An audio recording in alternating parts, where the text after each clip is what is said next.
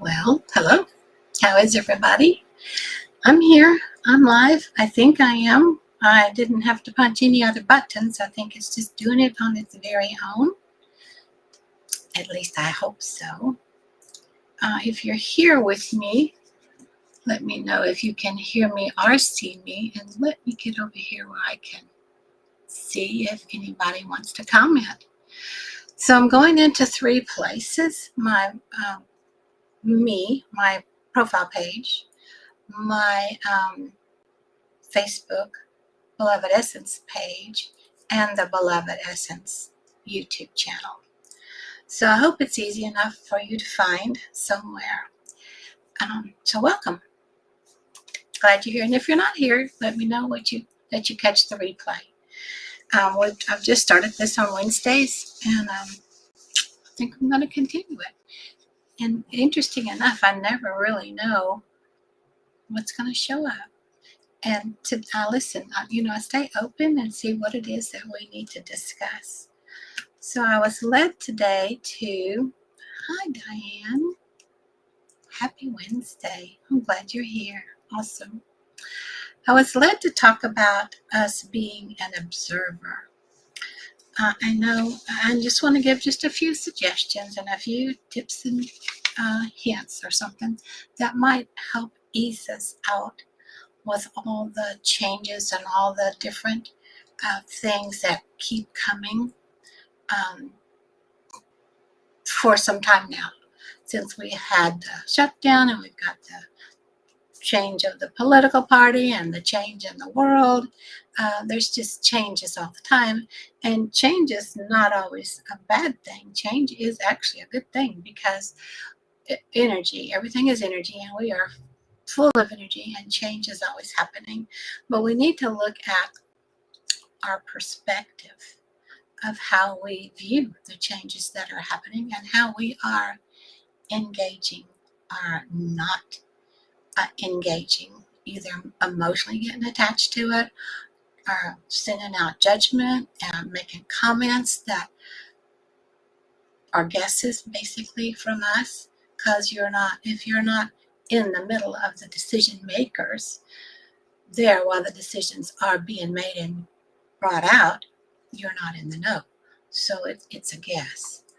But if you are in the position where you're there in the middle of what's going on and are able to help in some way physically or financially, that's fantastic.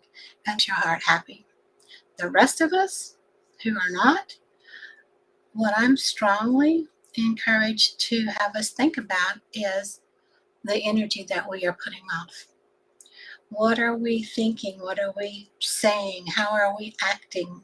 Are we adding to the disturbance by our words and the fear by how we're feeling about it, how it's affecting us and coming at us with that perspective, where you're looking at the outside, what's going on outside of you, and you're taking all that in and then reacting to it? So I had a little thing in my studies today I wanted to share I thought was really interesting. And we do have our five senses, our five physical senses, the think, hear, feel, taste, touch, and see.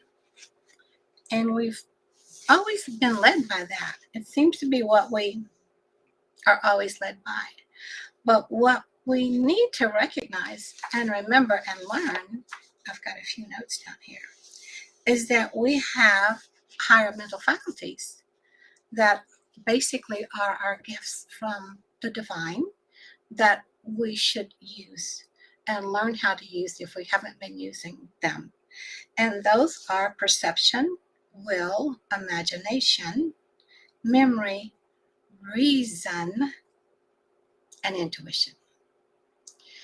Now, I like that we have five senses, but we have six higher mental faculties. And for me, when it's a game, 6 is always better than 5.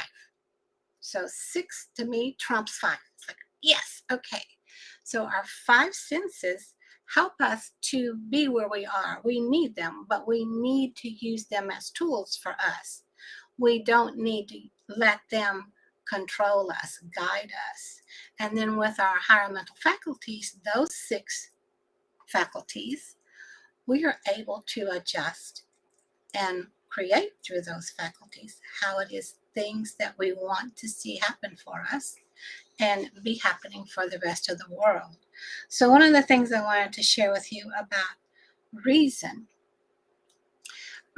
and when I just think of reason, it's like, okay, it's logic or not logic. I'm going to reason that out.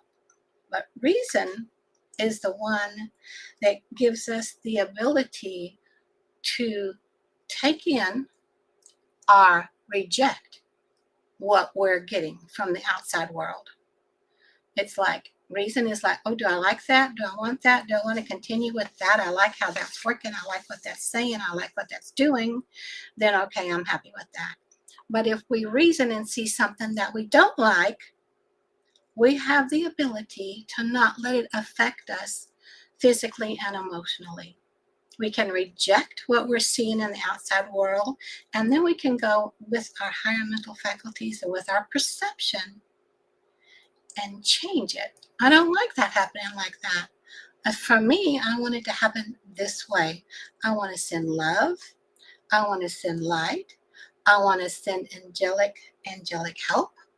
I want to be here in my space of being calm and supportive of what all's going on in the world, but I'm not going to add to the fear. I'm not going to add to the anxiousness. I'm not going to add to the disturbance and the judgment, because all that does is putting the wrong energetic frequency vibration off of you. And you add that to the mass consciousness. So you're coming from mass consciousness when you bring it in, and then you add more back to mass consciousness, which creates more of the havoc. But as an observer, when you let yourself be an observer, you actually come from the consciousness of the divine. So there's different ways to let yourself ease out about it. Some of the things I like to do is listen to a nice piece of music, make up in my own mind, because we're great at visioning and imagining. That's how we create. We are creators. We are full of potential. And if the masses of us get on board with saying, I'm not liking what's happening there, but I'm not buying into it. I'm not going to let it upset my psyche. I'm not going to let it get into my body. I'm not going to let it get into my mind. I'm not going to let it come out through words from my breath that is from the divine. I'm just going to let myself check in with my heart center, send love. That's why we do the little love bomb that my guides asked me to send to everybody the other day. And just focus on that. Because love is the most powerful tool in the whole multiverse. Love fixes everything. So just come from that place of love. And I know it's not easy, but we really see, like if it's right in our face, all this stuff. But we have to learn to not let our 5 senses that we see from the outside become us. There was something here that I made a note of this morning that I thought was so spectacular. And I want to read it to y'all as soon as I find it again. But one of the things that was said was, maybe I can just remember. But basically, oh, there it is. Got it. See, I've made all these great notes for us. Nowhere has it ever been written that circumstances, which is what you'll be viewing, is given domination over man. Man is the only creature that is different. We are because we are able to reason. We are able to access our higher mental faculties. So I don't want you to think I'm telling you guys what to do. I'm just giving you a little bit of tidbits of how I feel I was guided to share with you, to not add to the disturbance, the confusion, and not let your life be so topsy-turvy. You can control what's going on around you by going inside and figuring out, working with how you really want that to see. Oh, I would love to see it like this. Would make me so happy if this would happen. And then hold to that energy. Listen to music.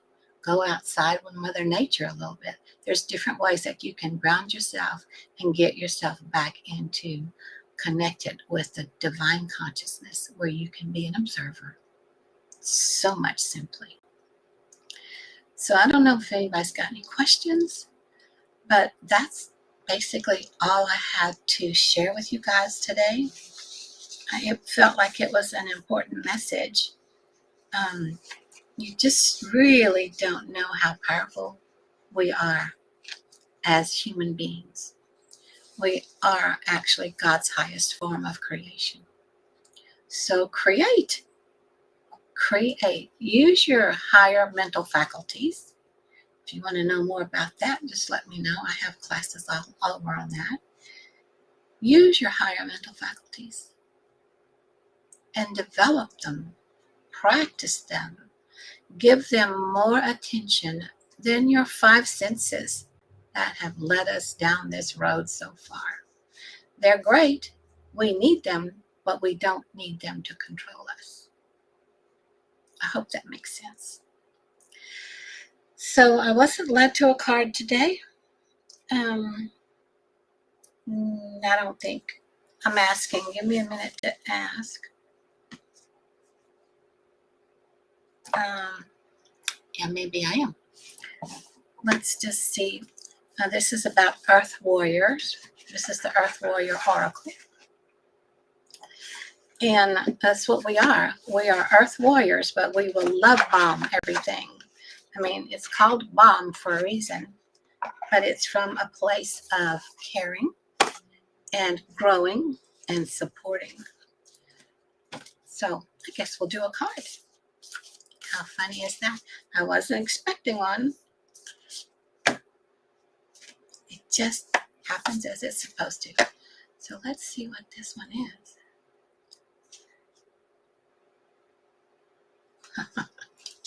All right, so this I think also speaks to the situation. It's number 7, Lena, and it said, what must be shall be. This is what it looks like. It feels like we're going through a bunch of junk, but we're just going through some amazing changes. So what must be shall be. So number 7 in this book. Let's see if I can read it. You have beautiful dreams and inspired, bold ambitions. You are guided to believe that they are a natural expression of your soul, something that is meant to be. Life will support you in the expression of these dreams and ambitions, even in the moments where it seems to be struggle rather than support that you are experiencing. The process for transformation into full maturity involves learning how to grow through light and through darkness back to light again. You will also find your way back to you will always find your way back to the light. Have faith in yourself and what must be. Dedicate yourself to what you love without hesitation. So, what do you love? Do you love a nice, beautiful earth? Everybody getting along? No more worry about finances. No more worry about what political person's going to be in or not in. No more worry about there's going to be bombs here and bombs there. Think of love bombs. You send love bombs. Okay? So that was the message. Evidently, it was the message. What must be shall be. Love you guys. Thanks for joining me. Let me know what you think. Bye for now.